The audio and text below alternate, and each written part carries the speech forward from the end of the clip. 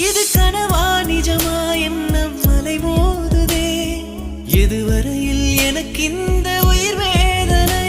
என்னை அறியாமலே கால்கள் நடை போடுதே வலி கூட இந்நேரம் சுகமாகுதே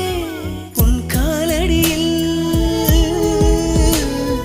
கிடப்பது மணல் இல்லை என் மனம்தான்